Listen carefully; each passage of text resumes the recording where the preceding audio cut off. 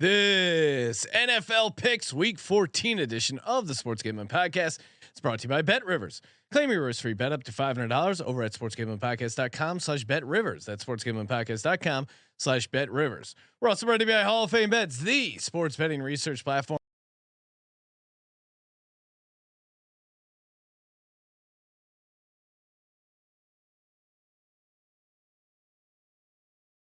By Game Time. Game Time tickets make the perfect holiday gift. Download the Game Time app today and use promo code SGPN for $20 off your first purchase. This is Jerry Glanville, and you're listening to SGPN. Let it ride, brother.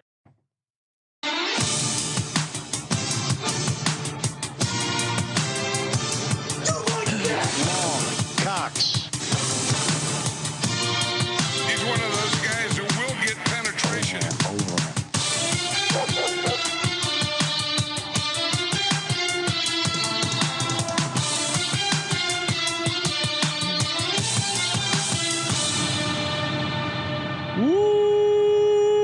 Welcome everyone to the Sports Gambling Podcast. I'm Sean, second the money green with my partner in picks, Ryan, Real Money Kramer. What's happening, Kramer? Dog. Hello, Sean.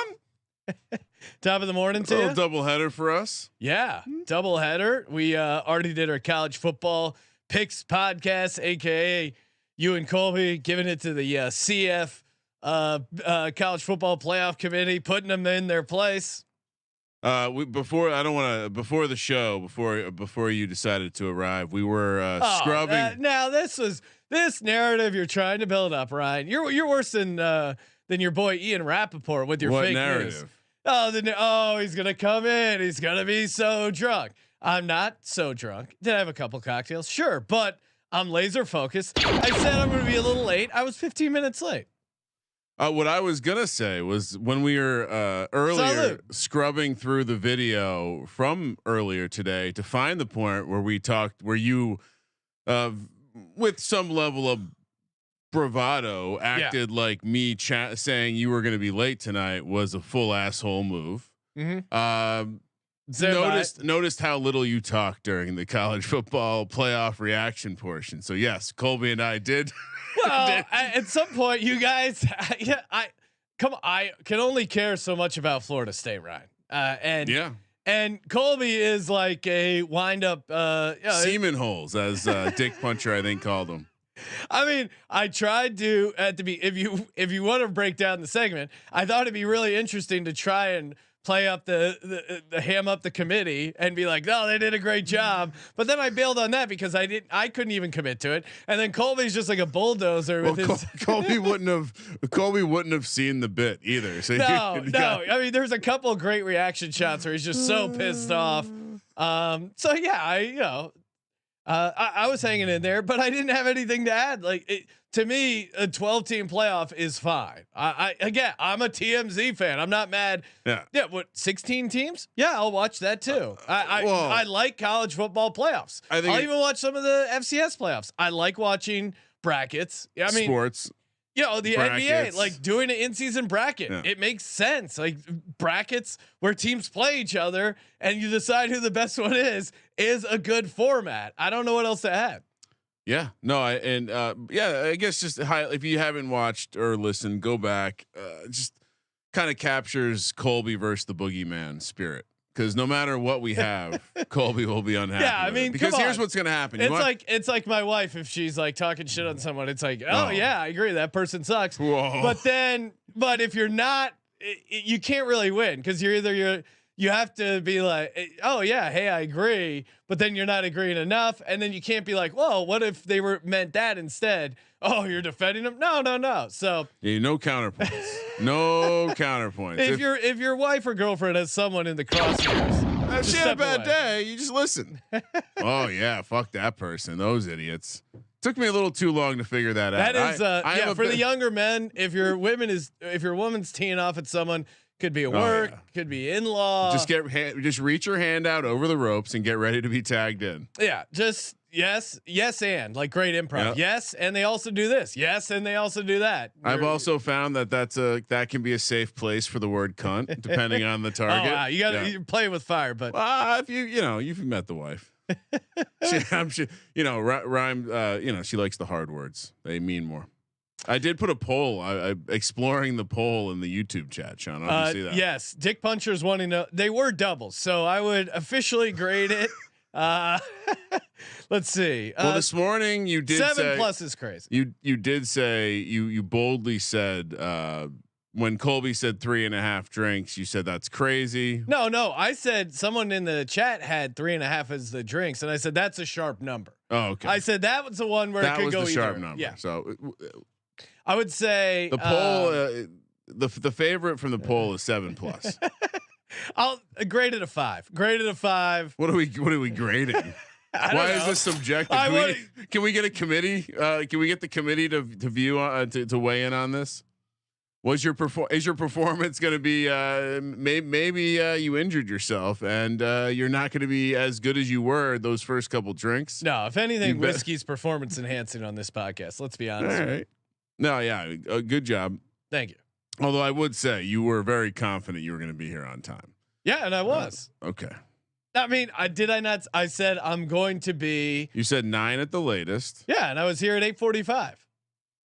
Yeah, but in the context of the conversation that we had during the show, you scoffed at the idea that you would be a minute late. So no. Is it late? If we're bringing it to the chat, is it late if I say, "Hey, we're gonna have to push the show back 10-15 minutes," and then I hit that window, and then we start 30 minutes late. No. Because I said I was ready to go. Ryan was the one that's like, "Oh, I gotta go. I gotta get a drink and go to the bathroom." What were you doing here? Oh my God, this is absurd. Gossiping with Josh on the stream. This is absurd. I mean, we'll have to review. If you say I'm gonna be a little late and you're a little late, then you're not late. No. But the context was in the conversation on the podcast, and when I said, "Oh, you have a holiday party at what time?" and you really think we're gonna start the show at 8:30, you go, yeah, obviously I'd get out of there. No. I didn't say we're going to start right at 8:30. Listen to it. I said we're going to have, I said I'm going to be a little bit late. Nothing crazy. All right. Yeah. Just addressing the fact that you did not come in on time. No. Dick Puncher or one of these guys said, Sean said 9 at the latest. And we started the show before 9. Thus I'm not late. Oh, okay. All right. You can't say I'm going to be a little late. And then when you come in within that window, you're not late anymore. You're only in my mind. As Colby left, he goes, "Hey man, I know Sean said he was going to be here for 8:30, but he was texting me 20 minutes ago about facts about the Roosevelt. Yeah. So I thought don't he had think stories about bowling alley. You guys thought I was going to roll in at like 10:30. No, I 100% thought this is what was going to happen. Oh, okay. Well, just figured we'd address it, get it out of the way. It's really not that late. And luckily the chat, they're cool. They're not narcs. They're not trying to harsh everyone's good time. It's a lot of people were, I could tell that the chat, everyone showed up right on time at 8:30, and then that number just started trickling down. You said, "Hey, everyone, come in at the chat at 8:30 so you can see what time Sean comes in." Oh man, this is unbelievable. The chat, maybe they'll take your side. You are a man of the chat. Yeah. Avetta responding to one of my tweets. Yes, I did tweet out. I got to read this real quick before we get to the show started because it was. And do you see any wild Hollywood shit? No, not really. Nothing too crazy. No zombie activity. No, I'm sure there was some, but there either that or like an REI camping convention. But I didn't not really, using REI. I didn't really dig that deep. This is an email I got saying, quote, "We would be delighted to provide you with our double chin reducer device for your consideration. In exchange, we propose the creation of a captivating YouTube video showcasing your experience with our product. Could this collaboration be of interest to you? We believe your authentic perspective could greatly resonate with your audience and bring attention to the effectiveness of Pulax products." What is a double chin reducer? I don't know. Was it a treadmill? What's going on here? Avetta sympathizes with me. It's She's a like, diet. Yeah, what is it? Don't eat as much. I mean, the double chin was growing at the holiday party, and I got a couple cocktails. I'm sure that's not great for your double chin. Mad. How'd they find the double chin? What is that? You think some AI identified you? I'm on some double chin influencer list, apparently. It's the most insulting list. But Who else is on that list? I don't know. All of a sudden we got stuff Frank for Beamer. We got lawnmowers, extension cords. I like that list. And then somehow that list got cross-pollinated with the double chin people. Well, it does make me think that our voices right now are replicated and being used for some sort of customer service application in India or China. God help them. How else are they hearing about? I mean, you know these Harbor Freight type stores. They're just buying all this data they can. Oh, these guys said they said ladder 35 we did times. trigger something in the algorithm. The Venn diagram for hardware. It goes ladder, extension they cord. might be doing that where they just scrape they definitely are. YouTube transcriptions. I mean, they've been doing it with our emails for years. Why wouldn't they be doing it with public content? High quality ladders. All right, Ryan. You know what else I love? Bet Rivers, baby. Take me to the river, aka Bet Rivers, available in over 14 states, plus Ontario, Canada. Love Canada. Top 3 country in North America. Bet Rivers, some of the best live betting markets in the space. Betting menu is second to none, including a ton of props, depositing, withdrawals, super easy. Bet Rivers, they just get it done. Quality book. And of course, if you use our link or our QR code, links in the bio, or you can go to sportsgamblingpodcast.com/betrivers, sportsgamblingpodcast.com/betrivers. Get signed up and risk-free bet up to $500. Love me some Bet Rivers. Problem gambling? Call 1-800-GAMBLER. And of course, we're brought to you by the official pizza sponsor of the NFL and the official pizza sponsor of the Sports Gambling Podcast Network. Give me a hot and ready Little C's any day of the week. You know, Ryan, Little C's get degrees when it comes to DGen University. Love me some Little C's. Order online during our pizza pregame, 1 hour before and 3 hours after NFL kickoffs all day Sunday.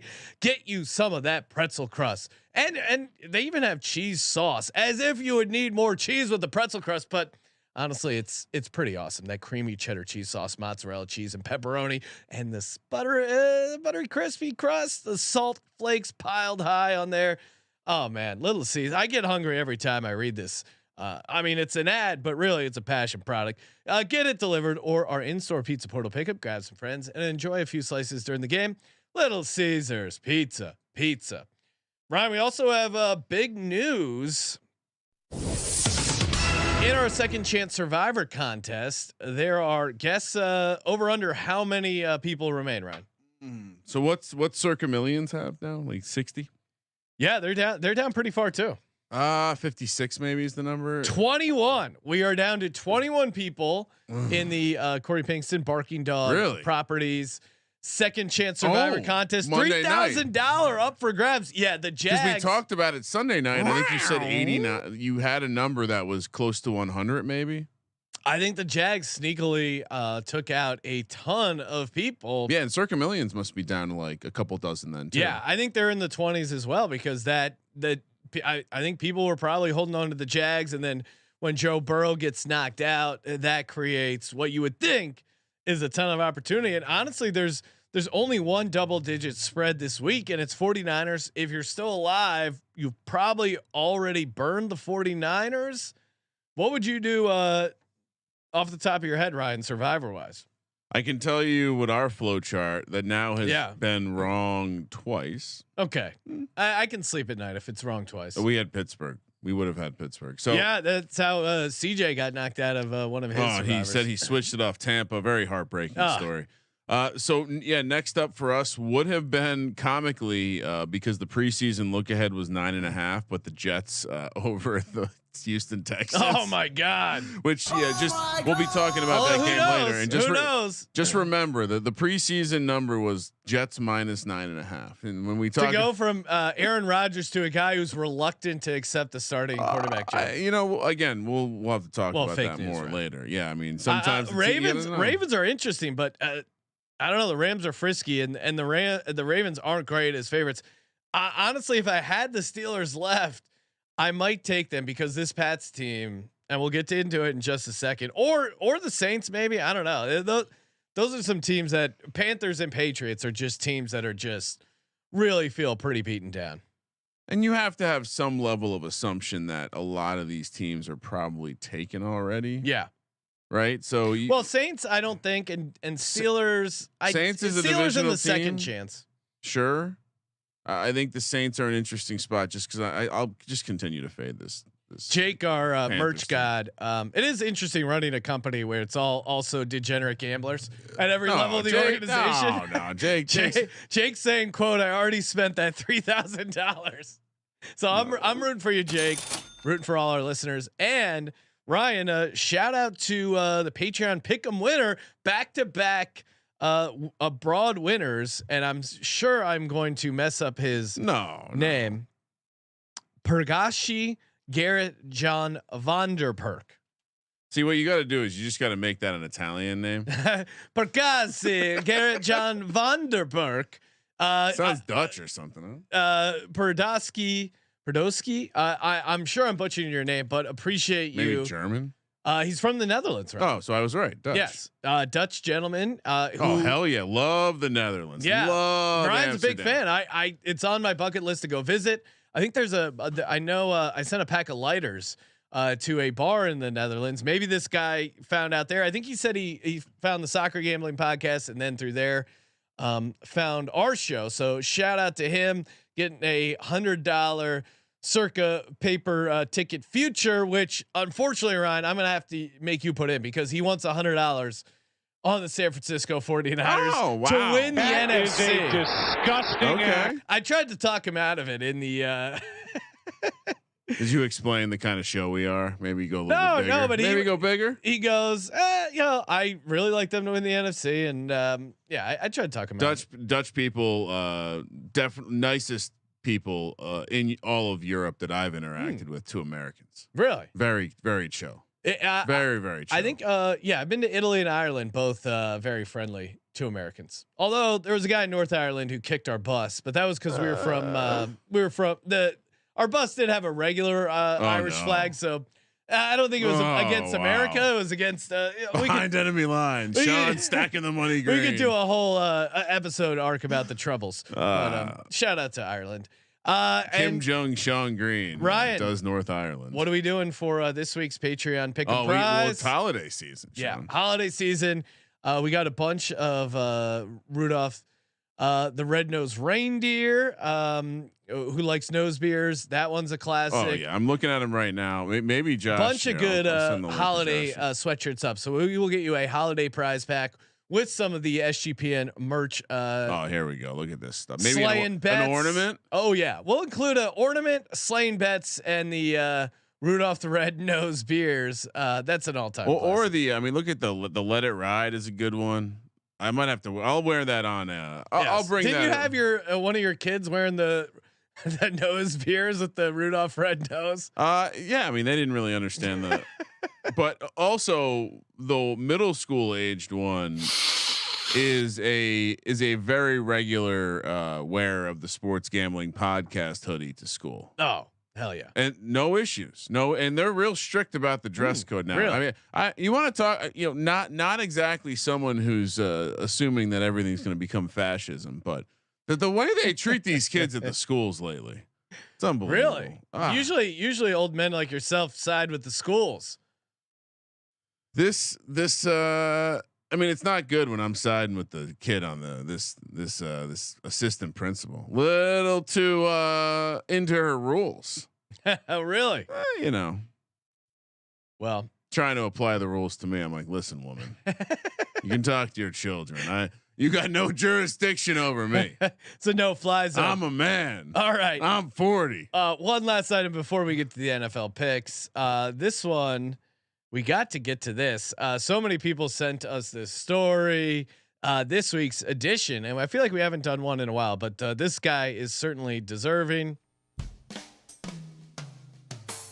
SGPN presents Real Men of Degens. Real Men of Degens. We salute you. Amit Patel. That's right. Amit Patel is accused of stealing more than $22 million from the Jacksonville Jaguars from 2019 to 2023 by exploiting the organization's virtual credit card program And he used that money to buy, among other items, 2 vehicles, a condominium, and a designer watch worth over $95,000. Some of that money was also allegedly used to purchase cryptocurrency and place bets with online gambling sites. I love it. And he also got 7th place in the Hard Rock Seminole poker championship. Is that picture from like today? Is he wearing a 2023 national championship? No, that is they posted they posted he just won, like he got 7th place in a poker tournament. Big Florida State Seminole fan. So really tough week for this guy. Arrested, accused of $22 million of fraud, and your team doesn't get in the college football playoff. So shake it off, Amit. You'll land on your feet. 22 million. How do you not notice 22 million? Just underrated hustler right there. It's one of those things Bold where it's like too. so blatant. Also, how can you get a condominium with a credit card? There are times when I hear these stories, like having gone through like certain purchasing processes myself, where it's like, the fuck am I I'm a fucking asshole here. I'm trying to do this shit legit, and this guy's just running around. Like, how does this to your point? How do you?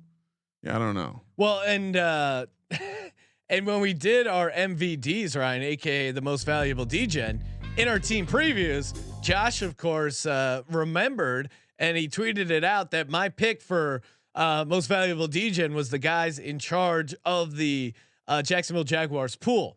So this guy, that's right. We went off the rocker and started pulling out like their front office. Yeah, I think you went front office. I did like a security guy. We were really sniffing around something pretty close here, because again, this guy was whatever you're buying for that pool, he is green lighting those purchases. So I don't know if I'm going to get 100% credit, but definitely deserves some credit. I think we were onto something. Right? There's a couple we were close on. I mean, I think the Lions IT staff, that stuff, new shit has come to light. I also think, Sean, we did have Stetson Bennett, who I don't want to bring light to a dark situation, but it's so dark. It's so dark. We don't even know what happened. I think we kind of know. We kind of have an idea. We've heard some rumblings, but it's probably much worse than what we've heard.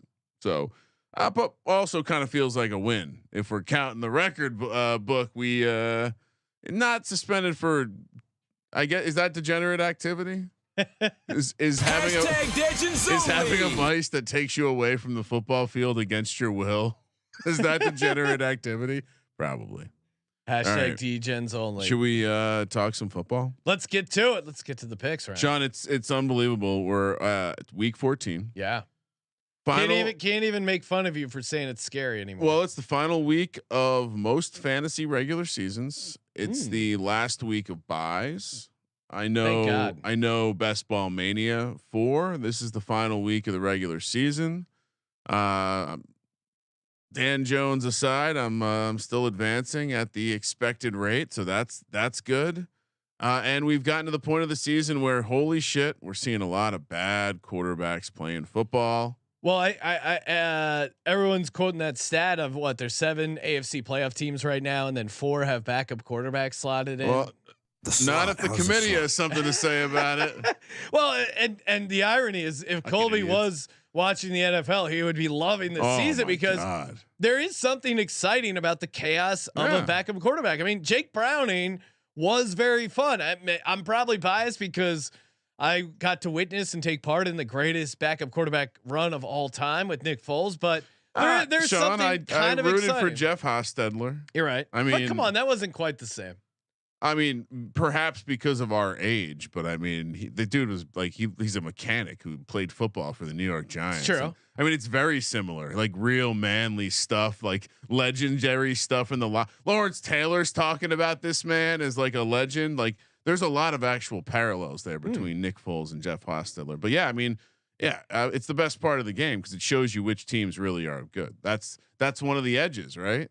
Having a better backup quarterback, and what can you do with it? Shane Steichen saying, "Who I don't give a shit which quarterback I have," And then Dennis Allen being like, anyone but Jameis. I do not want to put Jameis in the game, so let's try not to do that. Wait, he's not. Jameis is starting. I know, but it seems like the game plan has been keep Jameis out of here. All right. Hashtag Speaking of Jameis. bad quarterbacks, the Patriots. Just real quick, totals note. What? We will. I'm sure we'll be talking weather come Sunday morning. Shout out to our in-house weather guy. Love them calling in. NFL games with 10+ mile per hour winds at kickoff are 18-5-1 to the under this year, going under the total by 5.4 points per game. Those games are 110-55-1 to the under in the last 3 seasons. So usually that's a low mile per hour. Yeah, though. usually in my head it was always 20, but even this trend is saying even at 10, you're seeing some nice correlation to the under. But really, wind is the only thing. That All right, so totals. games you want to circle this weekend. Bears, maybe. I think it's more likely just to be a cold day with a little bit of gusty winds, but certainly, Chicago. We typically see the wind affect games in Chicago more than other places. It's going to be cold. Other games where wind might be a problem. Cleveland also might be some rain. Cleveland always has strong wind. It's the crosswind stuff. And then circle the Jets. Circle Baltimore. Both games probably got some rain and wind that can affect the ball in the air. So I'd say there's more. Again, another kind of like if we're looking at games in the Midwest or the East Coast, we probably have some wind and or some rain in the situation. So to Sean's point, he looks like he's a totals dabbler now, and we're talking about a game on Thursday night here where the Patriots head to Pittsburgh to take on the Steelers, and we're looking at the lowest total of the season, 30 points. Wow. We have a couple of totals of 30 points or less this week. Pittsburgh laying 6, massive number. Kind of reminds you of the Patriots Chargers game, and somehow they got there, only scoring 6 points. -255 on the money line, +210 for the Patriots. As I mentioned, 30 is the total. Simple fucking handicap here, Sean. Mitch Trubisky cannot be laying 6 points. Period. I know you love Mike Tomlin. Yep. I know you love the Steelers. Yep. I know the Patriots are trash. Yep. I know the Patriots in 3 straight games have given up 10 points or less, and they are 0-3 during that stretch. Yeah, 7-0 Steelers. You cannot. There's no way I'm picking the Patriots. No way. Bailey Zappi on the road on a short week. Are you fucking out of your mind? Are you fucking kidding me? You have TJ Watt in a home game. TJ Watt in a home game. Ramondre Stevenson out with a high ankle sprain. Walk me through how they get 10 points. Najee Harris trending in the maybe not going to play. Yeah, they got Jalen Warren. Who gives a shit? They got Allen Robinson. If you listen to the prop show, Allen Robinson, Mitch Trubisky actually have a real connection. Allen Robinson 2 touchdowns at like 70-1 is a live bullet. Do we think that Mitch is going to be better or worse than expected with a little bit of practice?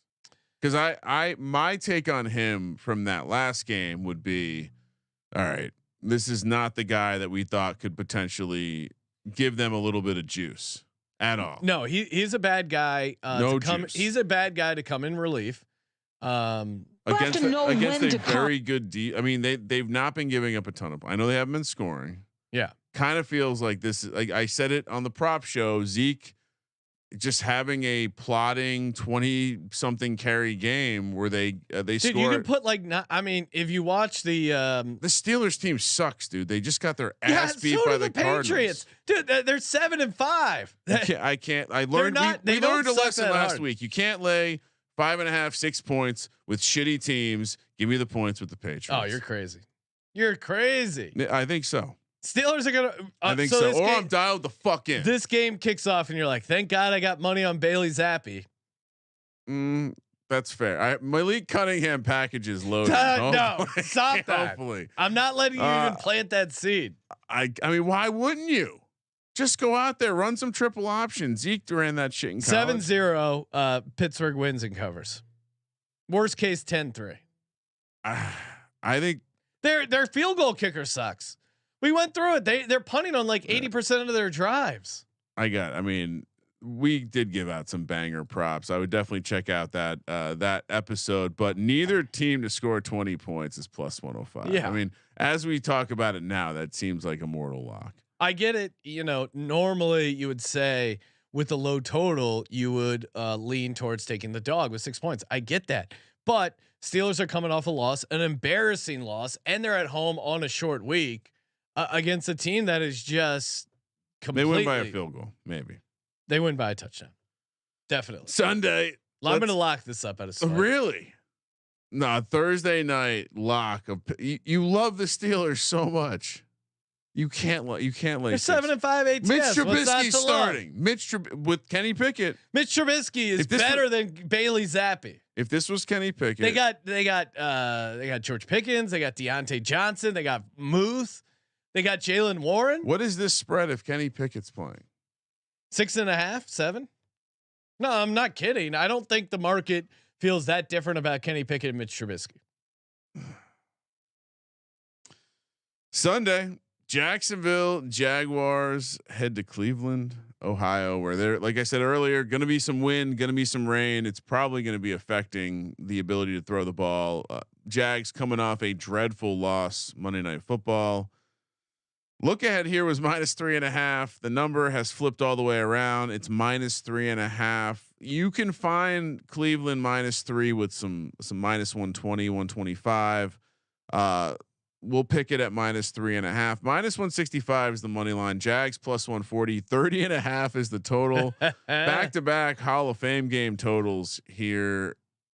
I mean, what was that Michigan Iowa total? Like, or no, Army Navy. We were just talking about this morning. 27.5. But 27.5. Yeah, Michigan was lower, wasn't it? What was the Michigan Iowa? I thought it would maybe 30, 33, 32 or something. Okay. Like that. So Colby was hilarious with the Michigan Iowa game. The Iowa team total was a half point in the first half. In the second half, he's like, "Well, take the over in the first half. If they don't hit it, double up in the second half. They're gonna get some points." All time, just hilarious. I mean, it's just such a funny, like, you got to know Colby's blinders. I have my own blinders handicapping. Colby is shitty. This is the stuff where it's like, did the committee at all say, "Good God, the second best team in the Big Ten really is dreadful"? We have to think about me. Jags here. We lost the quarterback. Well, they haven't ruled him out officially. I mean, I don't think there's any way he plays, but the line reflects that he's not playing. But I'm just saying they haven't. Sure. Yeah, I mean, you watch that, and again, this is now the second time in the last couple of weeks we've seen a player get a catastrophic leg injury and then be forced to walk a very long distance without a cart. Which the irony of a team that plays in Florida not having a cart. Yeah, I mean, golf carts are everywhere in Florida, and shout out to everyone in the chat pointing out, like, oh, that's why they didn't have. They didn't have money for a cart because that guy stole all their money. Yeah, I mean they think they can afford the cart. Which was the team that got all the stuff stolen? All the Bears. The Bears, yeah, all their like lawnmowers and shit. That was when remember when they had a defensive coordinator that mysteriously disappeared and there was no mention. Did we ever find out what happened? No, I was just spending more time. They just went to the Bermuda Triangle. He's out with Paulie, big pussy, swimming with the sharks of the Atlantic. Yeah, so Cleveland at home, messy weather. It does. Joe Flacco, I assume, is good. Has there been anything official about Joe Flacco? Because there is that funkiness there since he was a practice squad call up. I assume he's probably back on the practice squad officially. Yep. And so I've read nothing that he's not going to be the guy. I don't understand how you don't start him again. He looked like a competent NFL guy, which it's crazy. It does make me think Cam Newton can come back and play. Really? If Joe Flacco can step onto a field and look like an NFL quarterback. Well, Joe Flacco looked so bad at times. I know he had 40-point fantasy game, whatever last year. He had such bad moments.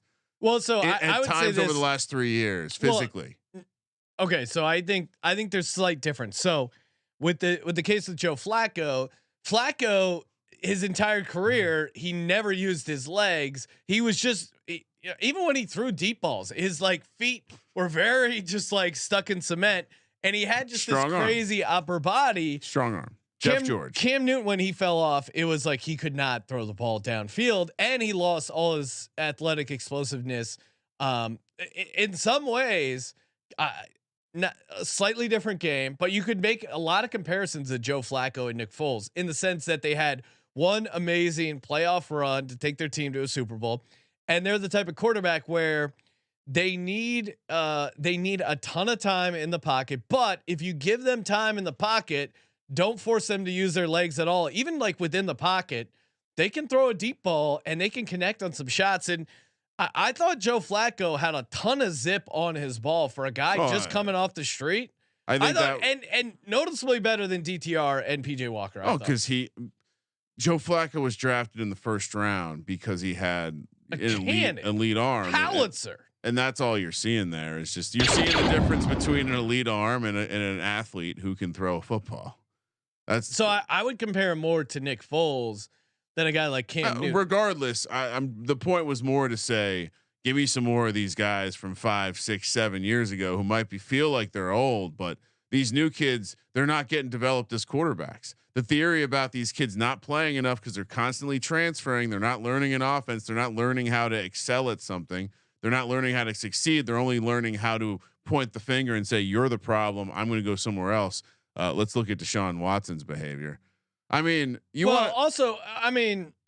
not touching Deshaun Watson. I know it's there was a meme of like Joe Burrow on the sideline, like with his fucked up arm, like with the earbud in, like looking at the play thing, and then Deshaun Watson up in the owner's suite. And what's more normal, you think? What's more normal? Yeah, serious injury, you're rehabbing from it. I think it depends. I think the only position where you would see someone down on the sideline is quarterback leadership. Yeah. And honestly, if the rest of the Cleveland Browns don't want Deshaun Watson on that sideline, he's not a guy that's going to add a lot over the microphone. Like I don't think he's. I'm fine with Deshaun Watson. What he was doing, just hanging out, watching the game. Like and also he's kind of like clearly a weird guy socially, so he's there. I think in some ways, I'm all down to kill Deshaun Watson for a bunch of stuff, but I thought that instance, it was like whatever. It speaks more to him. It's like Patty C when he wasn't going to play and he's sitting there eating a burrito. It's like, what's the guy going to do? But it speaks more, like you said, to what the team thinks of him. Because if he was a leader, the coaching staff would want him there. Yeah. Period. And that's all that. Joe Burrow, clearly the Bengals are his team. He's marking his territory, and I think he legitimately wants to help his team win. Yeah. Deshaun Watson is a guy that works for the Cleveland Browns. It's a different energy. I think the average person on this kind of injury might not even be at the stadium. I think there's people that are out for the year who are at home watching the game. And so the fact that Deshaun Watson's there, he's showing some level of I'm not going to kill Deshaun Watson for that. Deshaun is Deshaun at this point. His behavior has put him in the crosshairs. So fuck you. There's plenty of things to break down at Deshaun Watson. Him sitting with his, I assume, assistant, masseuse, whatever, hanging out in the owner's suite. That I had no. They got him a chair, so it's a robot now. He's gonna fall in love with AI. It's gonna be one of those sci-fi love stories. So Jags, I don't know how I understand the massive adjustment, 7 points from Lawrence to Beathard. In a weird way, it's very easy for us to make fun of Trevor Lawrence and say this adjustment's way too big. On the other hand, maybe it's not too big because Trevor Lawrence does make throws that a lot of guys can't make. The knock on Beathard, aka Beathard, is he doesn't have a strong arm, so you're losing all of that element. Kind of had like a fluty vibe when he came in there, and what I don't think he looked horrible coming in, but now you've also lost Christian Kirk. That to me is huge because Christian Kirk is a guy that could, with a backup quarterback, make his job that much easier. Like Calvin Ridley, we've seen it with Trevor Lawrence. For whatever reason, Calvin Ridley is clearly a talented guy, but even Trevor Lawrence has had trouble getting on the same page with him. So I think on a short week, the idea that CJ Beathard is going to get on the same page with Calvin Ridley, I think is a big ask. And The injury no one's really talking about is Walker Little. The Jags' other offensive tackle is out, so now you're missing your starting right and left tackle for the Jags. That's all right. You don't have a big pass rush out to deal with, and you're going up against Myles Garrett. It shouldn't be a big thing. And this Jags defense just let up 34 to Cincy at home. This is clearly going to be a letdown spot with like, hey, fucking everyone got injured. We were the number 1 seed. We're not. We lost to the Bengals at home. Now you're going to play the Browns in weather. What do you think the temperature is going to be at kickoff? Oh, I don't know. A balmy 36 degrees. It's 43, gonna feel like 37 because it's rainy with 20-mile-an-hour winds, gust up to 35. Yeah. I mean, you got to go Cleveland here. I would find the threes if you're going to bet this. Why? I like the 3.5 better. I knew you were going to say that. I'm setting you up, Ryan. I love the 3. So you're also on the Browns. Oh, I love the 3.5. There's a reason we're not cheating with a -3, -120, 125. Although shop around, get a get the best of the number. Don't be a donkey. Hey, no one's been brave enough to send in my donkey sound effect. I'm surprised. Yeah, and are we still any updates to the Python sound effect? We still, because a lot of people thought it sounded like a gas leak. Yeah, it does. The problem is the actual snakes hissing don't sound like, when you listen to it, it doesn't really sound like a snake hissing. So I gotta work on that. If you have a good snake hissing sound effect, send it in for the SGPN Pythons. Yeah, I feel like we could use that. The sound of well, I'll pull it. We'll see how it sounds. All right. Next up, we got another East Coast game featuring a team from the AFC North. Which, by the way, Sean, all my regular season investment in the Baltimore Ravens is as the pins fall down around them, it's looking better and better. I mean, that wasn't like a very inspiring win over the Chargers, but it could be last man standing for the Ravens, even for Lamar MVP, because they do play the 49ers. Oh. So I looked on Bet Rivers. I think Lamar is sitting around 9-1 for MVP. So he's kind of an interesting play right now. Certainly with Jalen Hurts and Dak playing each other, that obviously is going to move those two guys' price a bunch this weekend. But the fact that, the Ravens, if you like the Ravens to beat the Rams and think they have a shot as a dog in against San Francisco, I forget if it's in San Francisco or not, but it's at home, I believe. It's at home. So if they win that game at San Francisco, okay, I thought it was. If they can beat the 49ers, so imagine they'll maybe be like a +175 dog. It's not just that they get the Jags too, and although it's obviously Jags versus a backup quarterback, probably it will. That Jags Niners Dolphins run will give Lamar a chance to win the MVP there. And of course, what's the formula, right? You got to be either the 1 or the 2 seed and be the quarterback. And Lamar at 9-1 kind of has a decent path to that right now. Who's getting the 1 seed in the AFC? Well, that's what I'm saying. I feel good about I think it's 10-1 them to win, the 12-1 them to have the 1 seed. Kind of feels like things are falling into place. Like you said, it's probably it's kind of a crapshoot. It's going to come down to that game against the Dolphins, that game against the Niners.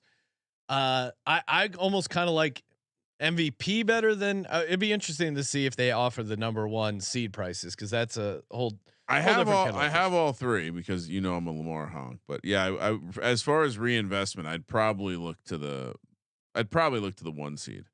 Although the MVP longer price, that does feel like more of a stretch. Rams come to town. Baltimore coming off the bye. Harbaugh, I think historically pretty good off the bye. I didn't pull the trend because trends are for the bots.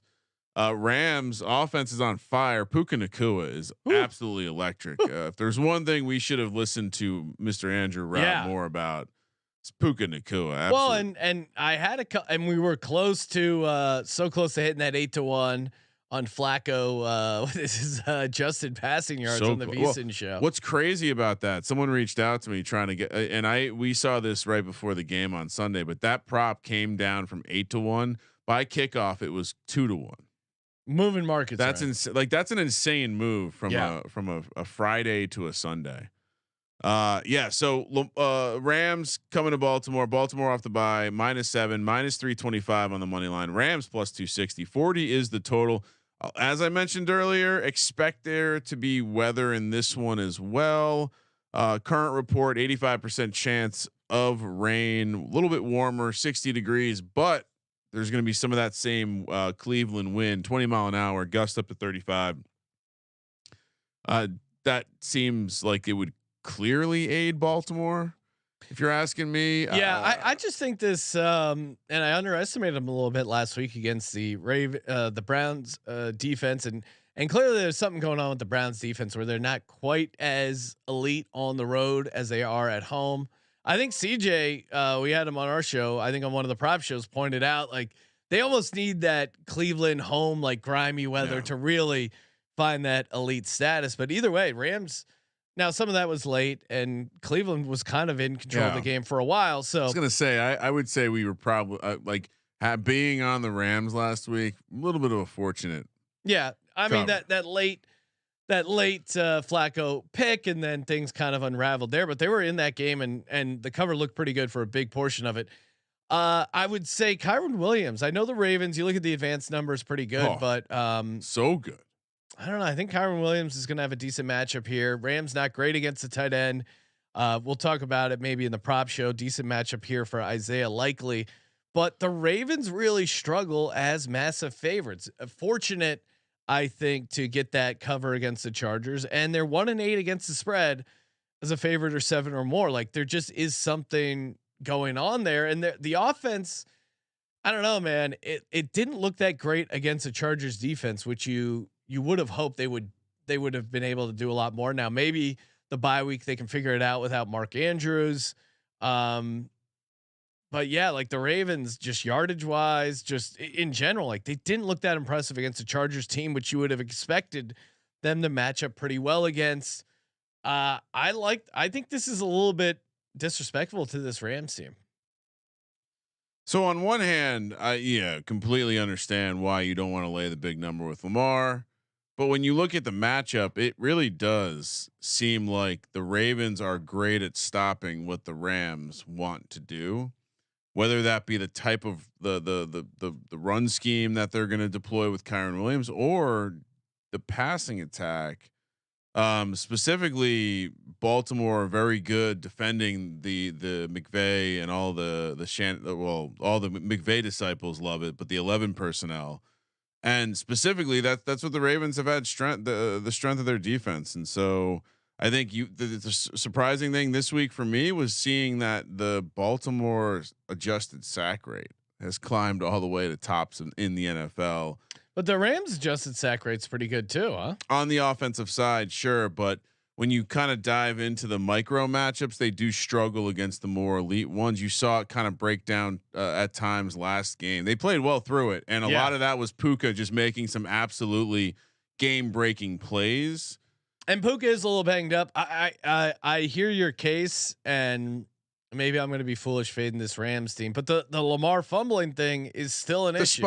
The spot went from being very positive for the Rams, Cleveland's second game on the West Coast, to now they go cross country to play Baltimore, coming off a bye. Very positive situation for Baltimore. Great home team, great off the bye. And just in general, Harbaugh, when they have that time to reset, they're always good in those moments coming out of the bye. I think I will lay the points because I think there's going to be a very popular opinion to do what you're doing and see Lamar. What's the VSiN splits on the money? It's split down the middle. All right, I'll stick with the Rams. It's 60-40. I shouldn't say split right down the middle. A little bit more of the bets on the Ravens. But okay, there you go. Gonna lay it. There you go. Love it in a teaser. Might as well just pencil that in. Next up, Detroit. The Lions. They are back-to-back road spot here for the Lions. Nice win last week, although it was a bit of a messy performance. They're heading to Chicago now. Don't love the spot for the Lions here. The public loves them. 77% of the bets early in the week on the Lions, laying 3.5, -180 on the money line. Meanwhile, the Bears +150. They're coming off the bye. And Sean, you see the a little knife on the graphic there. Sharp money coming in on the Bears early. Plus 150. 43.5 is the total. I saw the. I didn't mark this one as a pure weather game. I don't think it's as certain to have proper rain or anything. It could have some wind. It's gonna be cold. It's Jared Goff's last outside game for the season. So we're 4 degrees from getting the stats about Jared Goff playing in the freezing. That's the reality of the situation. Close. And the other thing that's interesting now, we are now I think 4 or 5 weeks into a span where the Bears have remained right there on the edge of being a top 10 run defense. Yeah. So it's no longer this fluky rebound. This is a good run defense against Jared Goff in the cold, where he's going to struggle to throw, and the Bears have a hope of slowing down the run game. And then you flip it around, and it's Justin Fields day. It's Justin Fields. Let's go bet the Justin Fields props. Last time they foolishly gave us Justin Fields 100 yards. I believe it was 9-1. Yeah, that was awesome. They certainly won't do that again. Those cowards. We're breaking markets over here.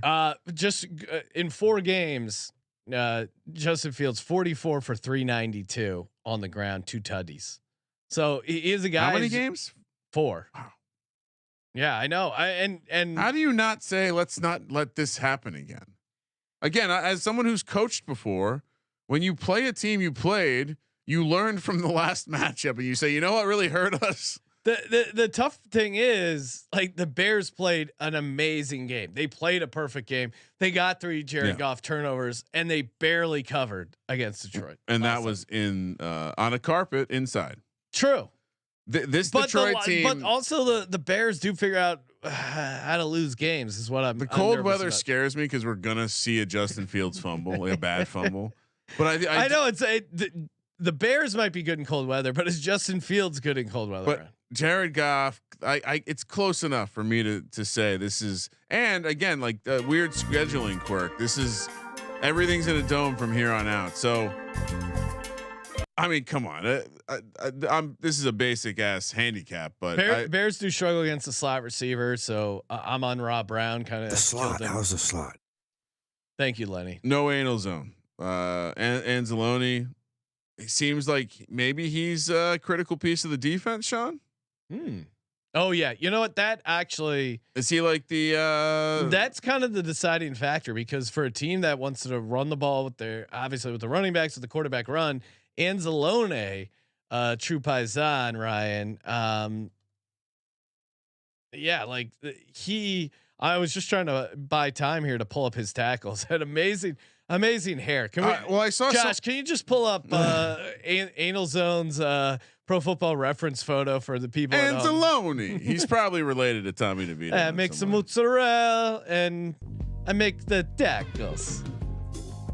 So I mean that was, I think that's a big reason why the Saints were able to put up 28 against like the Lions just keep losing. I mean, doesn't this look like a guy who should be called Anal Zone? Is that Trevor? YouTube.com/sportsgambling podcast. Anal Zone's his porn name. Yeah. It's Anzalone when he's playing football. I mean, 87 combined tackles, and that doesn't include last week. Like, he's just a big part of the offense. He's kind of a guy who's everywhere. That to me is the deciding factor to take the Bears plus 3.5. And he was on the Saints in during the sim days. That's when we first met him. So you're also on the Bears, Ryan. I think the Lions fans will rejoice. We're fading them once again. I think are we subtly Lions haters? No. I mean, we might. We have to check the tape here. Well, I also I had them on Thanksgiving. Thanks a lot, Lions. I had the Bears when they played the Bears a week before that, so that was the right play. And that Saints game, yeah, I'm not going to be that douche who's like, oh, I had you on the right side with the Saints. I think our handicap was pretty decent there, and the Lions did everything they could to blow that game and that cover. Who has a better? Last thing I'll say about this game: who has a better defense according to DVOA? Well, that's interesting because I mean, the Bears have been such a different team once they got Montez Sweat. So how much? 13th against the pass, the Lions are. 25th against the pass, the Bears are. But overall, 15th for the Lions, 14th for the Bears. Yeah, they caught up and they were horrible. They were like they were Broncos-esque, and now they aren't anymore. So that which means they're even better than that because the crescendo is happening in front of us. Ryan, favorite time of the podcast. Time for a Lucy break. That's right. Lucy sends out doing a demo. Oh yeah, in an otherwise boring AF market because every other nicotine pouch is owned by Big Tobacco. Lucy has pouches with flavor capsules for an instant rush. Nicotine strengths up to 12 milligrams and gum with actual flavor. Love me some Lucy. 100% pure nicotine with no tobacco ever. A cornucopia of strengths and flavors. I like to keep it simple. I like some of their. I got a mint here. The espresso is actually pretty fun. Wintergreen. I got to try the mango. I've not tried the mango. I will give you an update on the mango. But again, from mild 12 milligrams to a spicy 12 milligrams. I don't know if I can handle the 12 milligram. Perfect desk side companion. You're hosting a podcast. Oh, just get a little Lucy in here right now while I'm doing the read. So no mess. What? With the holidays coming up, Lucy products are super discreet when in use, making coping with even your least favorite relatives a little bit easier. Oh, I'm gonna need some Lucy over the holidays. Skip stopping at the gas station and order online. Go to lucy.co/SGPN and use promo code SGPN to get 20% off your first order. Lucy offers free shipping and has a 30-day refund policy in case you change your mind. You're not going to want to. That's lucy.co and use code SGPN to get 20% off and always free shipping. Here comes the fine print. Lucy products are only for adults of legal age and every order is age verified. Warning. This product contains nicotine and nicotine is an addictive chemical. Ryan, that takes us to our prize picks segment of the week, giving out a nice 3-pick prize picks. Love prize picks. And of course, prizepicks.com/SGPN. Get over there, get your 100% deposit bonus up to $100. Maybe we I found something for you. Okay, you already got it. Well, no, I have one, but I found something that I stumbled into a little bit of a special here. Okay.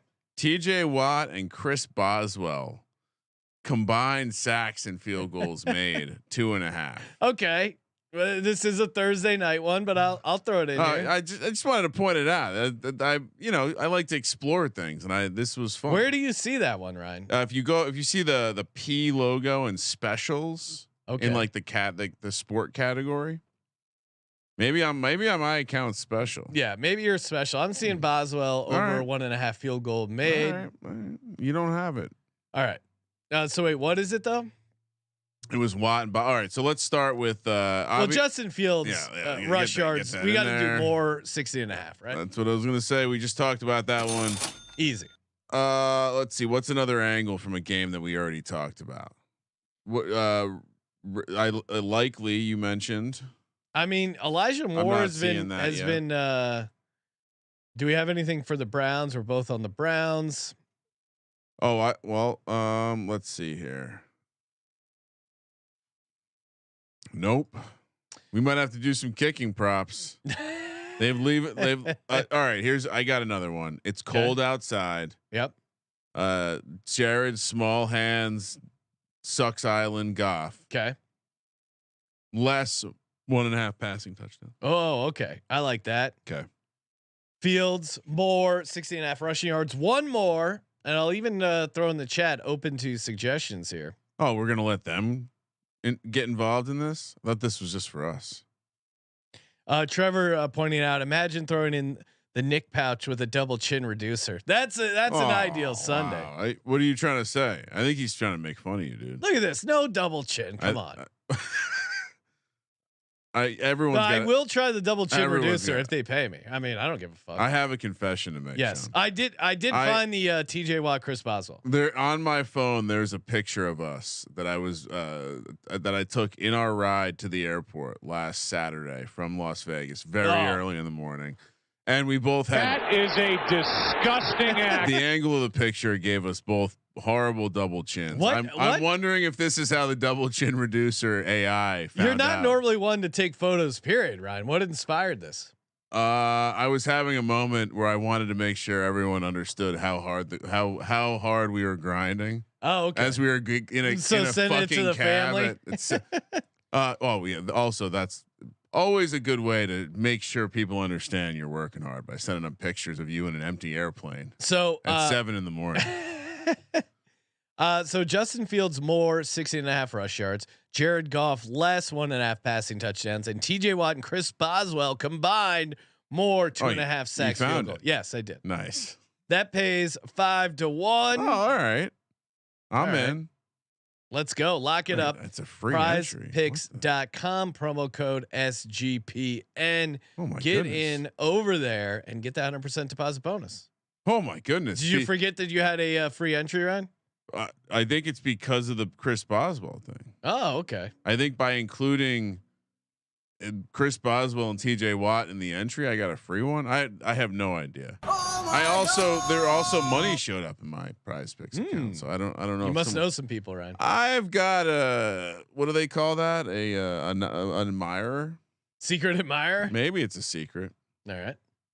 Ryan, we're an hour in. We got to pick up the pace, man. All right, we can talk more about football if you'd like. Carolina. Oh, now we're in a rush. Carolina heads to Nolens. Take on the Saints. Saints catching 71% of the bets. Panthers on third straight road game. This is an insane. A couple nuggets on the schedule for Carolina. Third straight road game for them. It's also the second of a 3-game divisional game stretch where they already just paid Tampa this week, at New Orleans, then Atlanta next week. Panthers had their new coach bounce. I certainly think, and they even now, like they've lost that the Adam Thielen reception magic. That's gone. Bryce Young. I mean, I picked the Panthers. Fortunate to get that cover there, because even that was like kind of lucky how they felt very lucky. And the other problem is you're betting on Dennis Allen and Jameis Winston as favorites at home. Saints have been horrible. ATS 0-7 ATS last 7 home games. This has to get fixed at some point. And the Panthers 32nd in rush defensive DVOA. This could be a Kamara rushing ladder. I know I wouldn't play the receptions because Jameis is not a guy who throws to the running backs, but I do think they're going to have Kamara running the ball a lot, or maybe Taysom Hill. That's always why it's so annoying to play props for the Saints, because Taysom Hill will come in. But I also think we had dabbled with A.T. Perry, but this actually could be the A.T. Perry game, because clearly it was something that some sort of connection Jameis had with A.T. Perry. So I think there are a couple interesting props, even though I said be careful because of Taysom Hill. What I read was it's purely just Jameis more willing to throw the routes A.T. Perry running. That makes sense. And Derek Carr's a pussy. Yeah, which shout out to David Carr, who got the full wrath of Eagles Nation by suggesting they should bench Jalen Hurts for Marcus Mariota for a few games. It's his hottest take since he put his brother in the NFL's top 5 quarterbacks list. Yeah. True rock meets hard place here. Saints 0-7 ATS at home. Panthers 0-7 on the road. So I know it's just bad. I just said you can't lay 5 to 6 points with a bad team, but Jameis is playing, so fuck you. Give me the Saints. This is a bad pick by us, though. Really? I think this is a bad. I can't. What you said about the Patriots earlier, I'm out on the Panthers. There's no way. Yes. There's no. They're another. Just don't understand how this situation gets. No, and that was their game. That was their Super Bowl, a division game.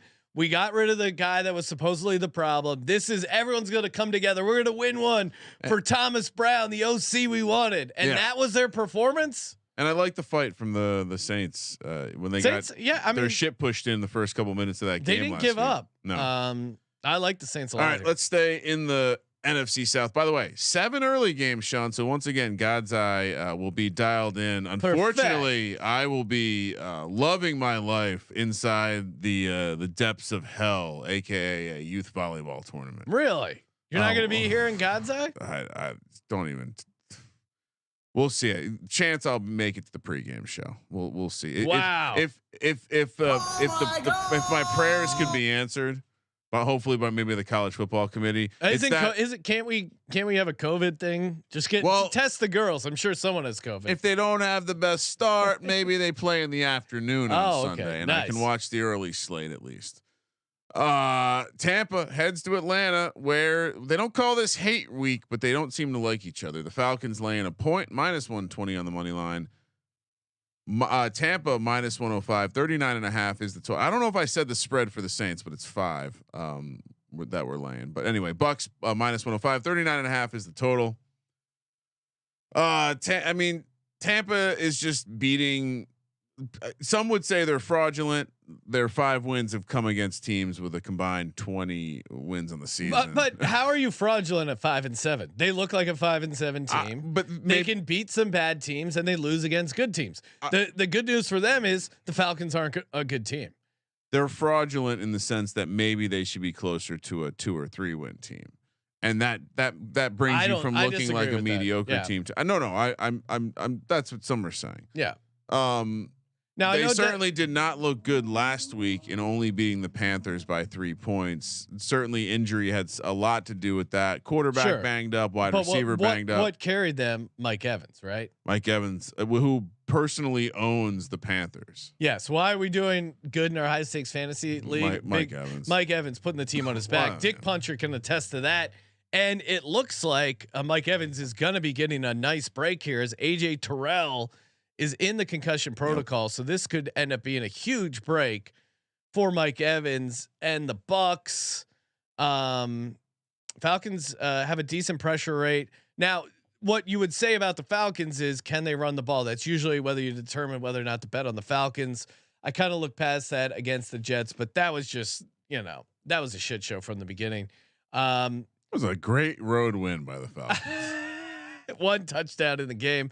The Bucks linebackers are banged up, but breaking news: Levante David returned to practice today, and I think just having him is enough for me to take the Bucks here as a dog in Atlanta. I know Falcons. Why is this spread only 1? What do you mean? All right. So these teams of they're all relatively the same. Yeah. Why is this not 2, 2.5, 3? Because Chick-fil-A is closed. Yeah, I think they probably don't rate that home field advantage that well. I mean, the idea of Atlanta winning 3 games in a row, I think people are skeptical. Desmond Ridder, 8 touchdowns, 8 interceptions, nailed my preseason handicap of him. But he was great. He's been great at home, and he's not laying. Great is not the word I would use for Desmond Ridder. Relative to his road performances, and he's not laying a big number. 8 fumbles, he's laying 6 lost. That's at home. You want me to pull up his home road splits? No, but we've the narrative about him before he got hurt for a couple of games and didn't play was that he benched. You mean his home road splits were elite and he hadn't lost a home game in a long time. And I'm just saying this kind of seems like the so his last home game, 2 interceptions. Well, that was the bad game. Oh, okay. That's when he got hurt and then didn't play for a couple of games. No. His last home game was against the Saints. Yeah, 2 interceptions, no fumbles in that game. Previous home game before that, he did not play. Previous home game before that, 3 interceptions against the Commanders, lost that. That was not a good game. They did somehow beat the Texans. That great win. That loss by the Texans against the Falcons and the Panthers looks pretty bad. When you're going through and you're considering CJ Stroud, and CJ Stroud has had a great year. Oh yeah, rookie of the year. If you're considering him MVP, I think losing to the Panthers and the Texans are what kind of knocks you out. And then the game against the Packers, like he has won games, but he has not looked that good. Yeah, I mean, he's not a good quarterback. That's not really part of the handicap. I think part of the handicap is, can they run it down their throat? I think Levante David being back to me is the deciding factor. Bucks pretty good ATS overall. I'll take Tampa as a small dog here. Vita Vea did not practice. Some would say that's Vita Vea they think is going to play though. Some would say that's a bigger deal than Levante David in terms of the run defense. I would say, but Vita Vea has, if you've been following, he's a guy who's been not playing on Wednesdays. It's a vet rest day. Yeah. I'm just saying that's the guy that is the critical piece. I also think that I mean, they've kind of been dealing with the cluster injuries at the cornerback positions, defensive backfield. Right, and so they're going to get a break here because they're playing Desmond Ridder. Yeah, I kind of came into the week thinking I was going to take the Bucks, but I'm shocked to see this. No, I'm why I don't understand why we're not getting 2.5 or 3 points with the Bucks. Give me the Falcons. Arthur Smith gets his turkey. They're a better home team. And Arthur Smith, bad coach. I mean, not much of a debate on that. Well, they just have to take Mike Evans out of the game. They do that, they'll be fine. Well, they don't have AJ. Who's taking Mike Evans out of the game? Oh, well, two people doesn't matter. The right. key here is the Bucks are not going to be able to run the ball on the Falcons, and I'm going to say that's going to allow them to do exactly what they did last week, which is actually play a little bit of an aggressive defense and get really close to scoring a defensive touchdown for me. Maybe this is the week. All right, Colts head to the Cincinnati Bengals. It's a pretty solid Jersey matchup here. Colts on a back-to-back road spot. I'm looking at this because I wanted to make sure it wasn't 3 in a row. Bengals coming off Monday night, huge win. Their backup quarterback looks like he's competent, and once again, certainly the Bengals have a good coach. I think that's when you watch the game on Monday night. That was the big takeaway from me. Doug Peterson kind of looking calling like those T. Higgins throws. Oh, come on. So I mean, they ran it twice. The first one, okay, fine, but the second one, that's on them. Sure, but they won a big game in prime time. No, not going to take away from. Yeah, it felt like you were trying to take it away a little bit away. I mean, he deserves some blame. Bengals again. You win with a backup quarterback in that kind of spot. Great win. Bengals 1 point home dogs here, -110. The money line and the spread. I never understand when they do this. 44 is the total.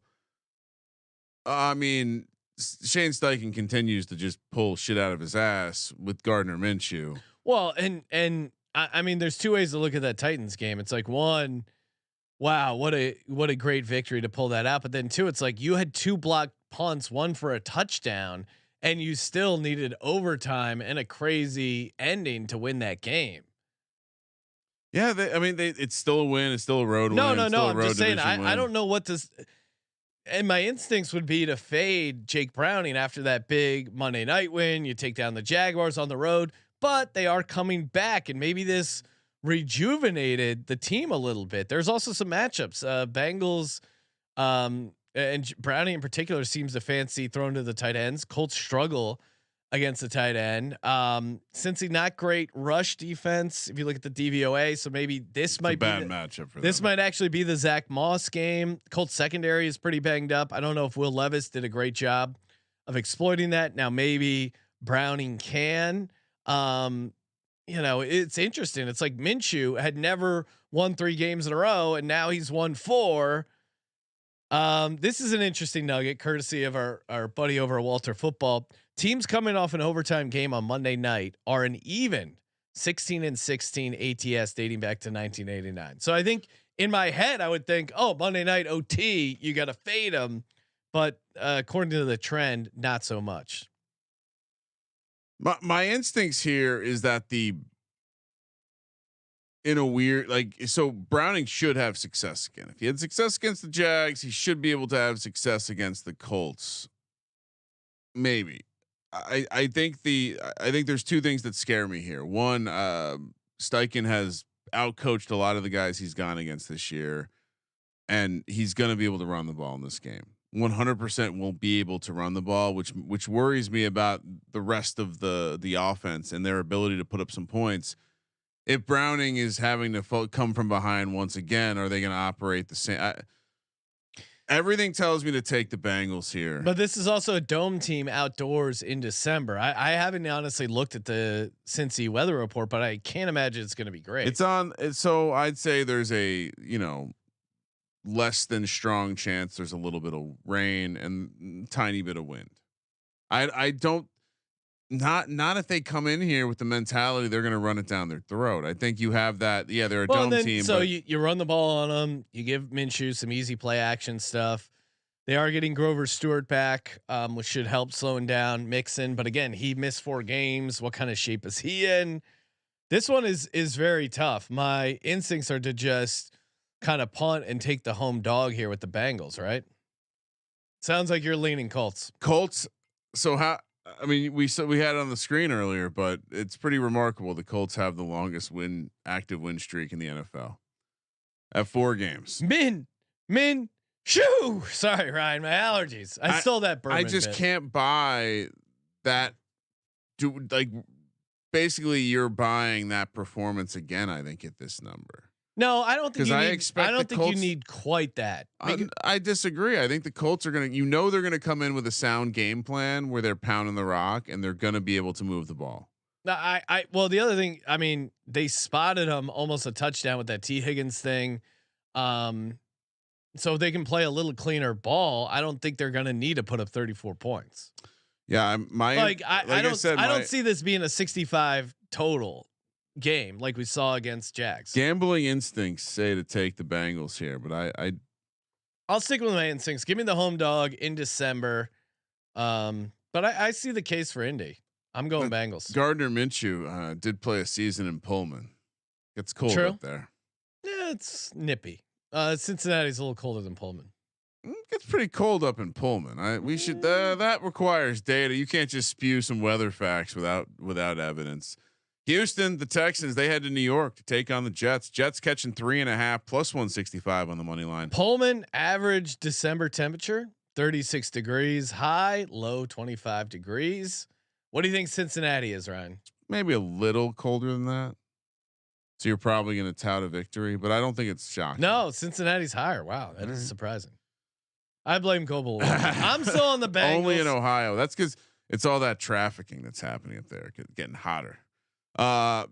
Texans, yeah, you're on the bank. Texans minus 233.5 is the total. This is we've now discussed. Let's see, is this 5 games with sub 40 totals, Sean, and 3 of them have sub 35 totals. So this is the NFL we live in. Texans getting 86% of the bets. Scary. Probably going to be almost as scary as betting on the Jets. Probably going to be a little bit of weather in this one. For those who have CJ Stroud in the most passing yards market, you're feeling a nice sweat. I think it's I don't know if a rookie has ever won most passing yards. If so, it's been a really long time. Norm Van Brocklin probably, right? Isn't that he always gets brought up for that single game record? I mean, Zach Wilson's back. There were the stories about Zach Wilson not wanting to play, and now there's been a hard push. Yeah, it was Zach Wilson was reluctant to take back the starting role, according to reports.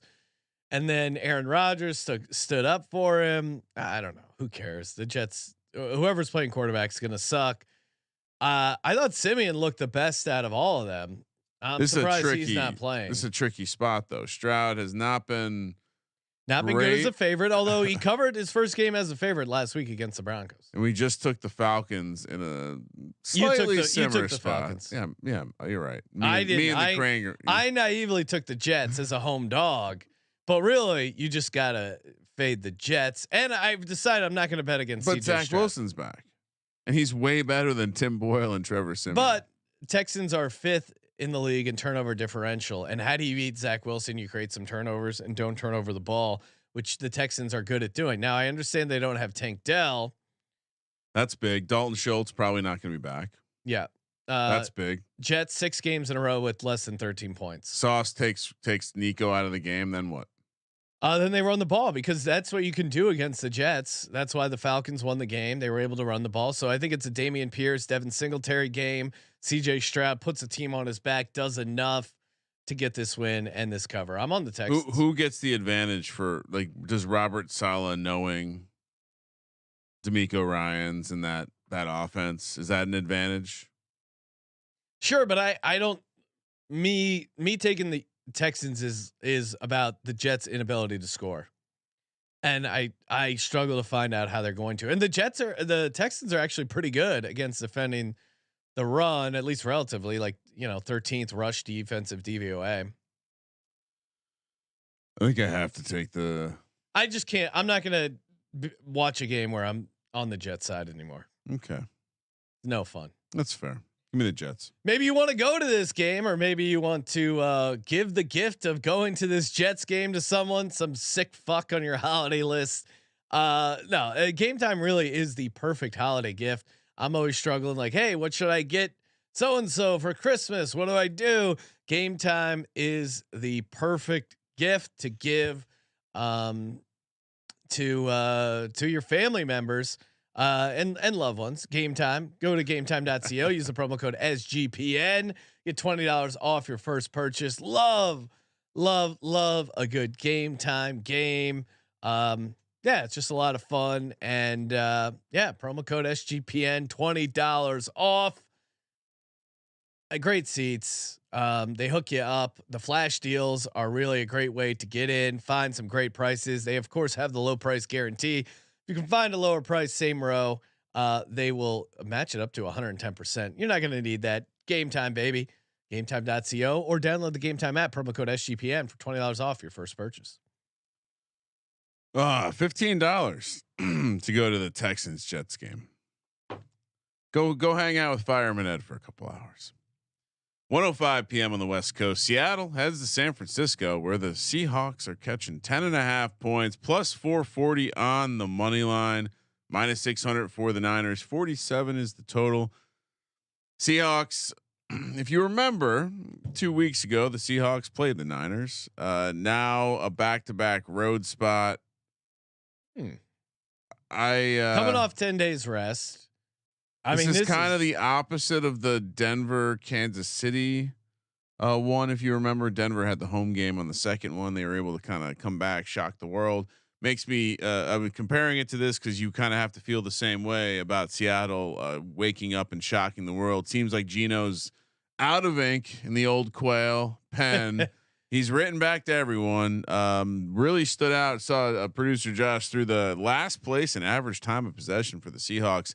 That's generally a trend that's going to see your team heading toward disaster as the season continues. And to think the Giants have their second round pick, that's fabulous. Again, I'll put my 49ers bias aside. This is a great situation spot for the Seahawks, right? They are a desperate team playing a division opponent off of extra rest. Gino wasn't 100% the last time they played. Again, that's why I was on the Niners. And the Seahawks offense just lit up the Cowboys defense, which is pretty decent by some accounts. I think DK Metcalf could have a good game against the 49ers defense. I mean, AJ Brown had 114 yards, even though the Eagles really got worked there. And the 49ers dumped the Gatorade, right? Like they were, calling for Dom to be arrested and deported. And you're facing now kind of a team that this is their Super Bowl. The Seahawks, they're a desperate team. They need to win to get into the playoffs to keep their season alive. And quietly, Seahawks have been very good straight up in San Francisco. Last 10 games, they're 7-3. Now, granted, 49ers have won the last 2, but before that, 7-1 coming into this. It's a spot I think Pete Carroll thrives in as a dog. 10.5 points for a division game after a massive win for the 49ers. I think this is actually a great spot for Seattle, and Seattle's getting their offensive line healthy. Like that was a big issue for them as well. So I think you got to take the Seahawks here plus 10.5. Not surprised that you're not on the Niners here. It is a big spread. They did just take care of business in a big way. If you're saying it's mostly because of the injury to Gino, is he 100% now? You think? Yeah, based on that last game, yeah, Cowboys 35 game, and 41. I thought he looked great. I thought that was one of his better games. Did you think that the 31-13 game was like that much of an anomaly otherwise though? So I think there's some matchups that the 49ers can exploit, Kittle in particular, but I think you give Gino time, which I think they'll have. And it's a much better situation spot. So they had, Geno blew out his elbow against the Rams, and then they had a short week to prepare for this 49ers team. And on a short week, I think the more talented team often wins out and favors them. But now you have long rest. You have extra time for Pete Carroll to prepare against an opponent that's probably looking past Seattle. So 10.5 is crazy. They're beating the crap out of people. I think they're averaging over 20 points margin of victory in their wins. Which no, I mean, and honestly, hats off to the 49ers. If they can, this is the ultimate letdown spot for them. If they can, that's the only handicap. If they can blow out the Seahawks here, then hats off to them. Cause that's seriously, that'll be really impressive. I think this is going to be a game, and I think Seattle's alive. So. I think the letdown spot's the strongest argument to take the points with Seattle, but I'll lay it. I think I saw enough in the first matchup, and perhaps the matchup last week against Dallas had more to do with maybe Dallas looking ahead to something bigger on the horizon. Yeah, certainly. But I mean, Seattle moved the ball pretty well.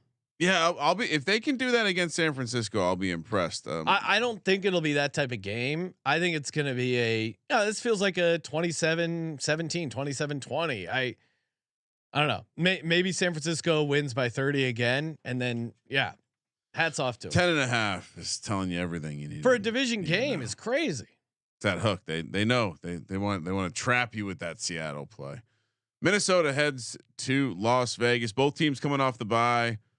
Minnesota laying 3 -155 on the money line, +130 for the Raiders. 40 is the total. Look ahead was only -1.5, bumps up to 3. That's got I guess that's Justin Jefferson maybe returning. Raiders looking ahead to Thursday night. Perhaps I've heard some discussions that it's maybe not the Pastranaut. Maybe there's going to be a Nick Mullins sighting in Minnesota. Aiden O'Connell, this is maybe the dumpster fire in terms of quarterback matchups, and we already talked about Bailey Zappi, Mitch Trubisky. I don't know what to think about here. Unfortunately, Pastranaut has been grounded. Last week was not a good situation for him. Maybe he bounces back, or maybe that's just going to be the future of him. You're going against Patrick Graham now this week, who's going to just force you to check everything down, something that Dobbs doesn't seem too keen on. I don't think this is the best matchup for him or this offense. If you're breaking this down from a football perspective, a little bit surprised to see Minnesota laying this many points. Really? Because I think to me the matchup that's really interesting is Brian Flores against a rookie quarterback. Like I think Aiden O'Connell has shown he's really struggled against the blitz. So that's what the Vikings do really well. I think they're going to be able to pressure him. Now, why weren't they able to do that at home against the Bears? Great question. I think they were. I think they were able to slow down the Bears offensively. They just turned, Pastor and I have 4 interceptions. So if you're going to throw, get picked off 4 times, you're not going to win many games. Do you think the Raiders defense can do that? I don't know. I think that the way they're going to defend this team, they're going to bait them. And I think you have Crosby, who has a winnable matchup. And what did Dobbs do last week when Havoc came his way? Is Dobbs starting? Or what is Nick Mullins going to do when Havoc comes his way? And Minnesota's good at slowing down the run. So I think they're going to have trouble putting up points. I would say that the Raiders are the team I'm most interested to see coming off the bye. I think that if you have a rookie, it's just natural to think this. You're going to progress the most coming off the bye because you're going to be able to put so much more. But I think that should also apply to what Minnesota's doing, right? Like they're also coming off a bye. They've also had 2 weeks to prepare. They also have Justin Jefferson coming back. Perhaps, but when Kirk Cousins first went down, it's like this team's done. Tank, get Caleb Williams. They win a couple crazy variance games, and all of a sudden we're like, oh, this team should be laying 3 points on the road. That's my point. Even just the short term look ahead, -1.5 to 3. I don't think this Raiders team has proved to us they're going to play conservative ball. They're going to run the ball. They're going to force you to beat them with meticulous drives. And I'll take that bet here. +3. This is the most. I would say this is one of the most shocking lines of the week for me. Yeah, I mean, I guess to me, 1.5 and 3 is not a huge move. Of course, it's a massive move. It's a massive move on the road. Okay, yeah, I think it's a massive move. All right, I think Minnesota wins. I think they cover. Okay, Denver. Give me the Vikings. Denver heads the loss. Skull. Prepare to see Ryan. How many Vikings fans are we going to see in Vegas when we're on the Beeson show? Vikings fans travel, and they're used to playing in the dome. I'm gonna be. I don't think it's gonna be as crazy with Vikings fans as you. I know a couple of guys who are Vikings fans. I don't think they're. Kyle's in the chat. He's going to be there. Kyle can chime in. Let me know if you know anyone that's going to be in Vegas. Denver heads to Los Angeles to take on the Chargers. Chargers also looking ahead to that Thursday night matchup. Denver comes to town, catching 70% of the bets on a back-to-back road spot. I mean, serious question. Sean Payton, Coach of the Year. I see it's down all the way to 22-1 in some spots. We were discussing it at Coach of the Year market's pretty wild. 50-1 a couple weeks ago when we were discussing it. So he is certainly catching some steam. And once again, Sean, Keenan Allen catches 100 passes in the National Football League. What else is new? This is an interesting matchup. Line sits at 2.5. I think lately I've been just give me my system with the Chargers. Are they at home? Fade them. Are they on the road? Bet on them. Yeah, but, I think Denver's going to be in the playoffs. I think we have to come to the realization that we're going to be talking about Chargers off a win, Broncos off a loss. This is the ideal scenario for the Broncos. Easy. Chargers only able to put up 6 points on the road. I get it. Patriots defense rainy, but man, there's just something going on with this Chargers team. The drops, Broncos country will be at SoFi in full effect. And again, Broncos, if they can just limit some of those turnovers. Broncos fans are gonna. There's a shitload of Broncos fans that are gonna be there. Yeah, and Austin Eckler doesn't look really good. If you don't know a lot about LA sports culture, one of the weird things that happened when with the Raiders being here is you have a lot of kids who grew up with the I hate the Raiders, so I'm gonna root for one of the Raiders rivals, and they became Broncos fans. Yes, there's a lot of them here. I think this is a home game. So if this is a home game, Denver's catching 2.5 at home. Yeah, Broncos all day. I mean, this is a decent spot for them. Eckler hasn't done shit. Broncos are actually decent at pretty good at defending the slot receiver. So the slot, how's the slot? And the Broncos, Ryan, what are the Chargers horrible at on defense? What's their weakest spot? Linebackers. What do the Broncos attack your linebackers? Russell Wilson, Rush Ladder. Our handicap is just sitting and watching games with Decker and hearing how Matt he wants to draft a linebacker in every round. No, yeah, and don't you need good linebackers to beat the Broncos? I mean, certainly Sean Payton's going to attack your weakness. I do think this team is playing good ball, and they got like a 3-headed running back thing going. Yeah, all day with this Broncos team. And yeah, system Chargers at home, fade them. All right, last of the late afternoon slate, 1:25 on the West Coast. Buffalo coming off the bye, completely broken franchise. Maybe they got things fixed. I wonder if they brought the Flex Seal guy in to maybe help fix things up. Just picturing Sean Payton's face on Humpty Dumpty. Kansas City hosting them. This was 3 on the look ahead, Sean. Now it's Kansas City -1.5. Don't know why. Maybe this is a more critical move in your eyes. -120 on the money line. Bills +100. I'm not a market's dynamic. 48.5 is the total. Right. I'm not chasing steam. Josh Allen has thrown a pick now in 8 straight games. That's impressive. Remarkable. Taylor Swift probably going to the games, as she said, promoting quote, football. I'm just there to support Travis. I have no awareness if I'm being shown too much and pissing off a few dads, Brads, and Chads. First of all, I'm not a Brad or a Chad. Second of all, why is she coming after us? Imagine if a man said that about women. Yeah. It's almost like there's a double standard, right? It's disgusting.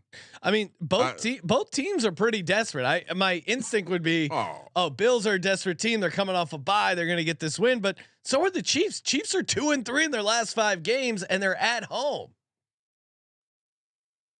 I think Diggs could have a good game because you saw Christian Watson, Devonta Smith, maybe similar type receivers have a good game. Bills do struggle against receiving running backs, so maybe a Pacheco. I think Rashee Rice. This is a potential breakout game for him. I think, at the end of the day, man, Mahomes and Reed coming off a loss in a must-win situation at home. 1.5. Yeah. How do you not take the Chiefs here? I don't overthink it. No, I'm not going to get cute. Give me Kansas City. What do you think? They fixed the Bills in the bye week? They just fixed them. Well, I mean, Von Miller is certainly not. Whoa! Von Miller is going to play, Ryan. Wait, really? Yeah. Why would he turn himself in? Yeah, he did. Oh, he got out. No, Bills are letting all the facts come out, I guess. Is this like when they had that punter? They let all the facts. No, it was the exact opposite. The punter was actually completely cleared according to the courts. I actually looked into that. It was pretty fucked up. Almost feel bad for although, generally when you put yourself into a tough situation, there's it's one of those yin and yangs. You gotta assist the situation generally. They're gonna let the legal process play out, not with the punter, but with Von Miller. But the punter, it did completely. It seemed like someone completely lied. Yeah, I'm not the jury, but facts came out and he was acquitted. So, all right, so the Bills and who knows, the same could come out for Von Miller. Certainly troubling allegations to say the least. Bills since October 8th. Chiefs defense is banged up, so if there is a get right game, maybe it's against this Chiefs defense. I don't know. Bills since October 8th have beaten the Jets, Giants, and Bucks. Yeah. That's it. Bad teams. Are the Bills? Is Josh Allen the new Tua? Oh man, because they're not a bad. Don't let Adam Pelletier hear this, Ryan. You'll never hear the end of it. So we're both on the Chiefs. Yep. Bills' only road win this year was against the Commanders. Hey, you know what we're both also on? HelloFresh. Say hello to a stressless holiday season with the help of HelloFresh. Skip the grocery store and save time with easy, tasty recipes delivered right to your door. 'Tis the season of giving and gathering with HelloFresh. It can also be the season of saving. It actually saves you money this month with fresh recipes delivered cheaper than takeout and with pre-portioned ingredients. You'll never waste money on excess food. They just launched breakfast items. Love those breakfast items. 10-minute lunches, count me in.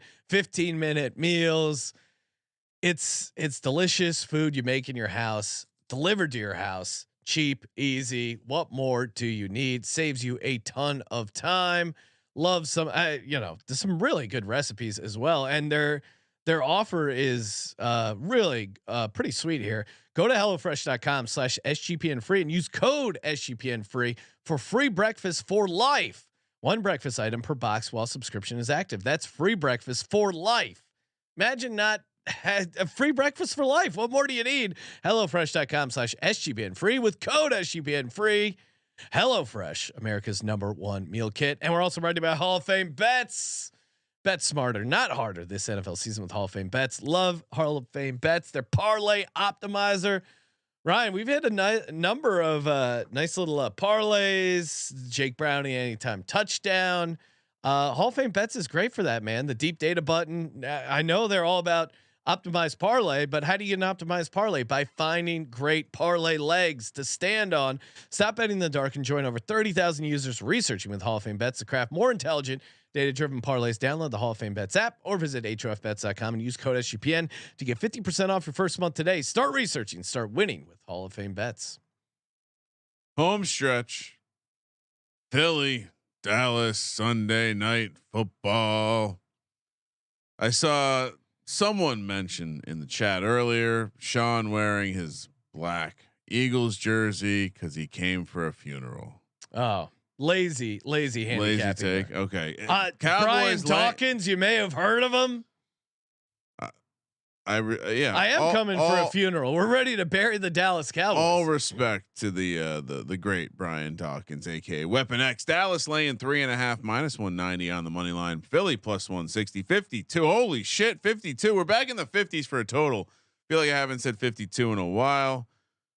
60% of the bets on Philly. Oh boy, Sean. Been since 2017 that the Eagles have beaten Dallas in Dallas. Got to fix that.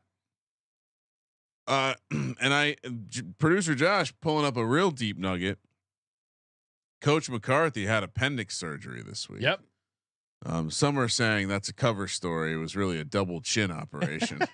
He got the double chin reducer. He wanted to reduce to double chin only.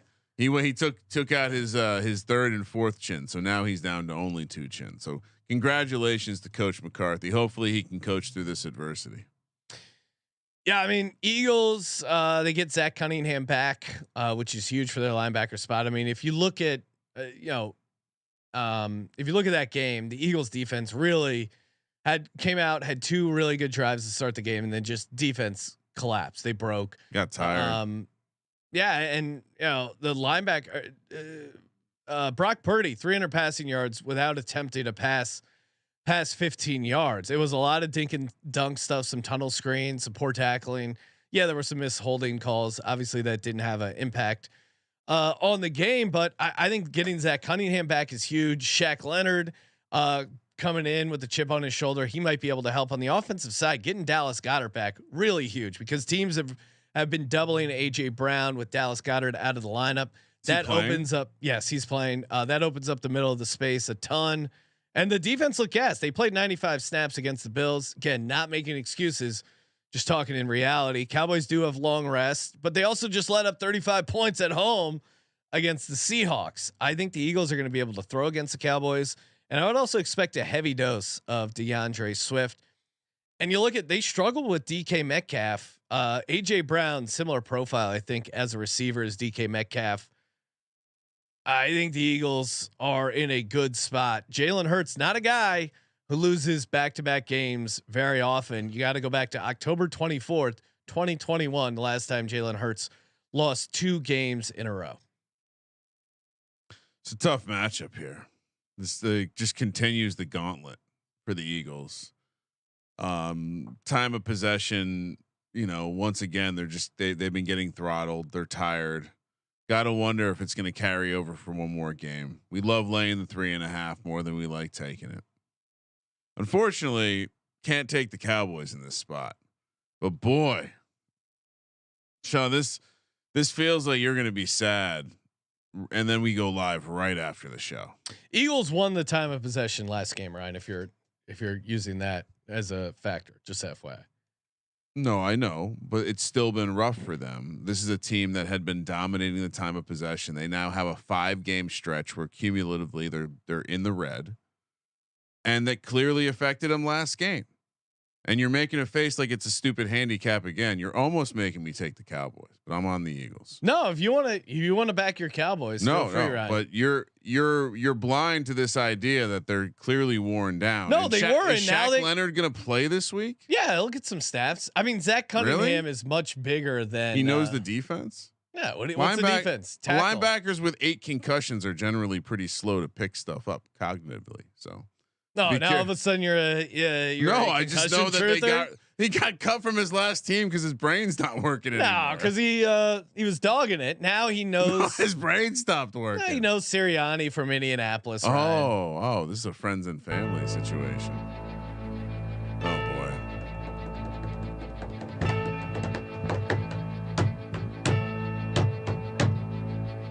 Oh, I see the doubters. I see the haters.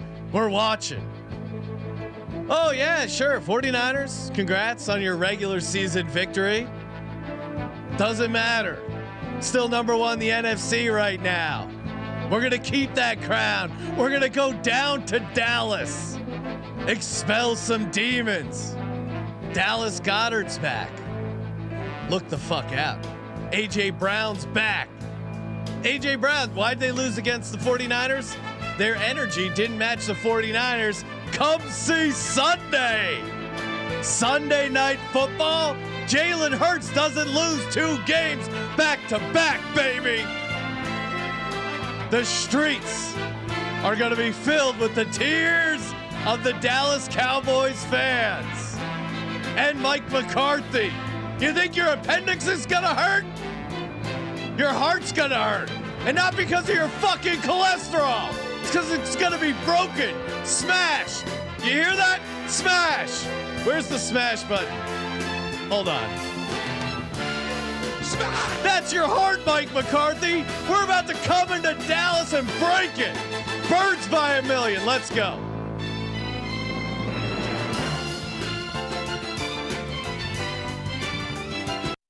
Thank you. I broke the mic stand knob, Ryan. Popped out of position. Anything else you'd like to add? No, I'm optimistic. Very close to taking the Cowboys this week. I don't feel it. I feel like this is some fake passion. We save that for the playoffs. Week 14. No, this is a huge game, right? Yeah. I hope they have the energy. They've been getting owned lately. Really just against the Niners. I guess, are they going to respond? Feels like they got punked. We'll see how they respond. You seem to be confident. Yep. It'd be really embarrassing if you let the Cowboys win the division this year. All right. I guess I'm only laying 3.5 once this week, Sean. Doesn't feel correct. No, take the Cowboys. I'm going to give you the Cowboys. No, don't want the Cowboys. Yep. Ryan's on Dallas plus Nope. 3.5. I'm officially passing this game. I mean, maybe I'll just do a Cowboys Niners parlay. I don't know, something like that. Monday night, for some reason, we have 2 games. Do we know why we have 2 games? No, don't ask, don't care. Tennessee heads to Miami. Interesting spot here for Mike Vrabel. He's got to be just packing his bags for New England at this point. Dolphins laying a big one, 13 minus 850 on the money line. Titans plus 575. 46.5 is the total. Dolphins getting 82% of the bets. I love producer Josh throwing some shade at Deshaun Watson. Will Levis now surpasses him in the passing yards category. This is 2 against a bad team, right? Dolphins can just lay big numbers. I mean, it's just I get so. The football handicap is, well, the Dolphins have struggled when you can stop the run and force them to do other stuff. Yeah, I mean, we saw the Dolphins against a team with a bad secondary. I mean, Tyreek Hill just lit it up against the Commanders. How does he not light it up against the Titans? And on top of that, I would say if you flip it around, Will Levis, when he is successful, it's throwing it down the field, and Miami's basically going to force you to take the underneath stuff. Yeah. And I think that's going to force Will Levis into some of those. I mean, defensive touchdown here for Miami, very much in play. And it's not really a look ahead spot for the Dolphins. Who are they looking ahead to? No, that's what I'm saying. It's not a look ahead spot for the Dolphins. Derrick Henry in the concussion protocol. We'll see if he goes. No. Well, his baseline's probably really low. Yeah. But also, I mean, I didn't think guys were clearing in the same week. Now a lot of guys are. And you know, normally the Titans have a really good run defense, but they're missing Jeffrey Simmons, their stud D lineman, who's definitely not going to play. This is tough. So that opens up Mostert, Achan for the Dolphins. The only thing is, you look at, I think if you're taking the Titans, it's just, hey, Monday night massive dogs have been good. I mean, just saw the Bengals, great example of teams on Monday night as massive dogs somehow figuring out a way to make it a game, and Bengals end up winning outright. You know, some outliers there with the Trevor Lawrence injury, etc. But this is a bad matchup all the way around. All the way around, this is a bad matchup. No, there's no matchups that favor. The Titans are one of the worst teams giving up explosive plays. The Dolphins are one of the best teams in the league getting explosive plays. The Titans need the explosive play for their offense to score points. The Dolphins take away the explosive play. This is a horrible matchup. You shouldn't be scared laying 13 points in this one. Titans are 4-8, sub 500. That's where Tua thrives. I'll take the Dolphins. I guess the only thing that's scary is just the number is pretty big. But Titans are going to struggle to score some points in this one. Dolphins defense to score 2 touchdowns in play now. Wow. Yeah. Tune into the prop show. I'll have some fun stuff around this game. I think for sure. Oh wait, this is the Monday night game. So tune into the game after the Eagles Cowboys game, where Sean's going to be really happy or really sad, and I'll have some bangers for this Miami Dolphins. Oh man, defensive touchdown, same game parlay. This is gonna be super fun. All right, Packers Giants. Could have flexed this one out of Monday night. Not sure where they kept it. I do know Eli and Peyton will be on the air, so I'll be watching that broadcast. Packers getting 79% of the bets. Whoa, they're on fire. Jordan Love is the next Aaron Rodgers. Look at those side by side stats, Sean. They look the same. 6.5. Sorry, real quick. What do you mean, real quick? No, Derrick Henry returned to practice Wednesday, and he's not in the concussion protocol. What? So, yeah, according to Rabel, he's not, and he's at practice. So I don't know. He was. There were conflicting reports. How is it like you're in but you're not? So he is not in the concussion protocol to clean that up. Shout out to Juice in the YouTube chat. Everything else I read said he was in, and now he's out. So Got it. hats off to the Juice. We got a real sleuth in the chat. Packers laying 6.5 on the road, which I don't care who they're playing. Interesting number. Minus 285 on the money line. Giants coming off the bye, plus 230. Did break that it will be Mr. Dago Dimes, aka Tommy DeVito himself, starting for the New York Football Giants. Shocking. I told you I thought it would be Tyrod. You did. Tyrod thought it would be Tyrod. Oh no. He said no comment. He's a true pro. Didn't throw shade on the situation. Did say no comment, which is kind of like throwing shade on a situation. Yeah, obviously you're going to cash in on some Monday night Tommy DeVito opportunities. Get the pushing the Italian American merch slander, pushing the Italian. Everything's going to be great. They're going to have graphics around it. You know, they're going to have Sopranos people on the sidelines. They're going to go full bore push North New Jersey Guinea party. To me, simple handicap. Packers have looked excellent, even though the I guess the catalyst for their offense previously, Aaron Jones, has not been out there. Jordan Love has been looking great. Another total sub 40, Sean, 36.5. Giants are not a good football team this year. What? They do have a top 10 pick. Still evaluating quarterbacks. The LSU kid is electric.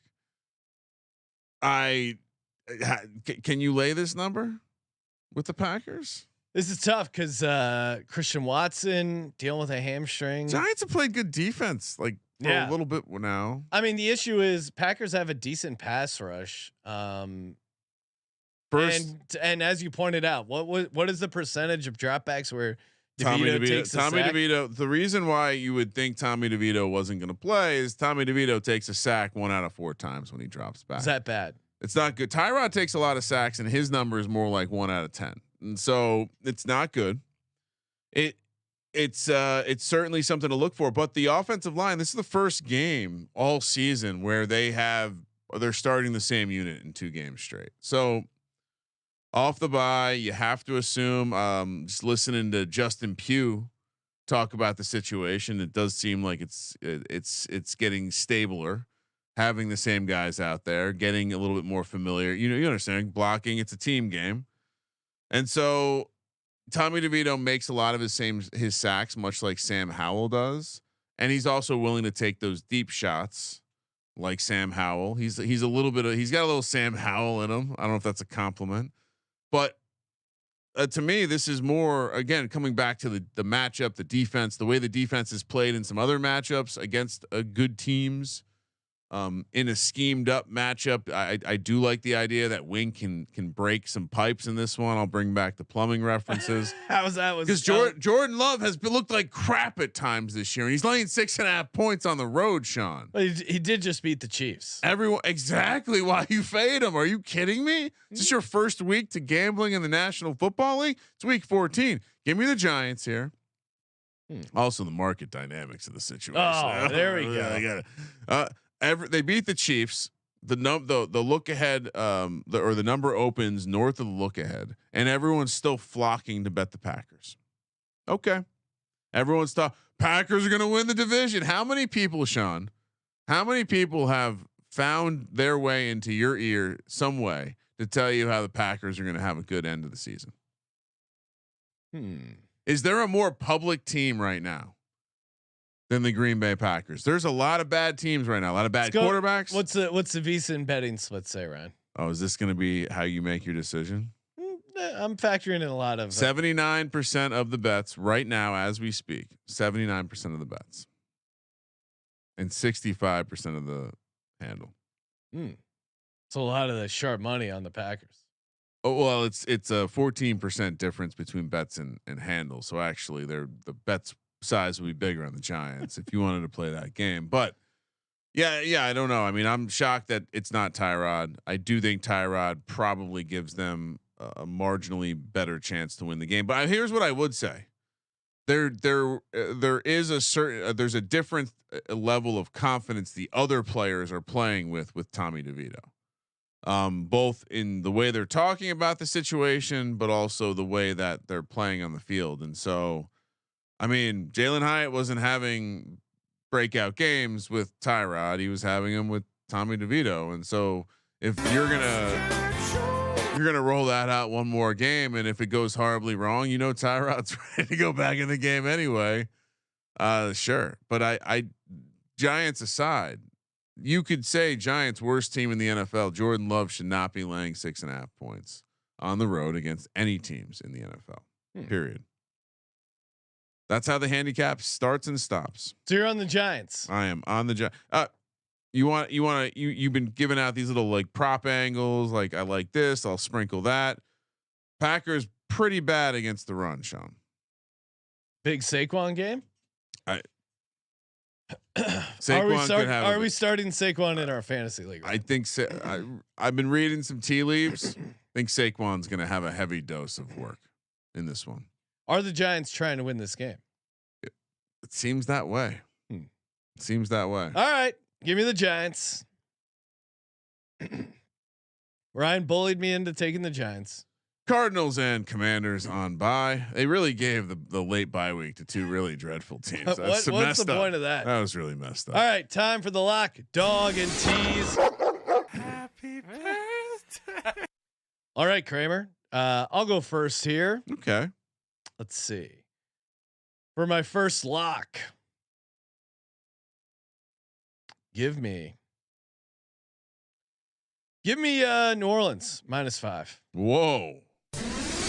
Just fading the Panthers like that. I like it blindly. Pew, pew. Just a fade of the Panthers. For my other lock, give me Chiefs off a loss. It's chalky, but they're at home after a loss. Like at -1.5. That's crazy. For my dog, let's see. Well, I could lock up Seattle too. Should I lock up Seattle, Ryan, instead of New Orleans? You're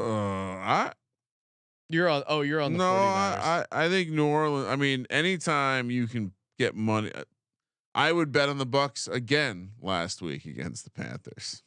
Yeah, they're just bad. For my dog, how do I not take the Eagles? +160. Jalen Hurts doesn't lose back-to-back games. Oh my God, back-to-back weeks. You're going right to the well. Yep, let's go. For my tees, give me Miami down to 7. Pretty easy there. Give me the Broncos up to 8.5. Sharp. And then last leg of the tees. Do I tease the Bears up at 9.5?